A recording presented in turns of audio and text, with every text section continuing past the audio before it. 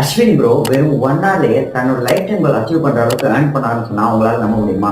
My life story அப்படின்னு சொல்லிட்டு அவர் upload பண்ண ஒரு வீடியோல தன்னோட லைஃப் டைம் கோலை ஃபுட்பால் ஏதாச்சும் பெருசா அச்சீவ் பண்ணுன்றதுலாம் சொல்லியிருந்தாரு.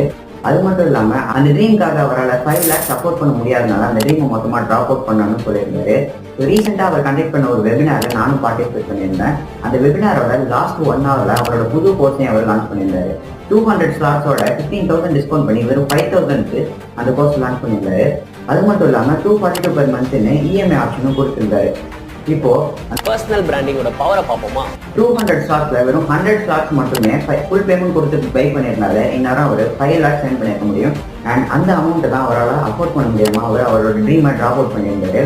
அண்ட் மீதி இருக்கிற 100 ஸ்லாட்ஸ்ல ஃபுல் பேமெண்ட் இஎம்ஐன்னு சொல்லிட்டு கிட்டத்தட்ட வெறும் 1 hourல அவரால் 10 lakh earn பண்ற அளவுக்கு அவர் க்ரோ ஆயிருக்காரு.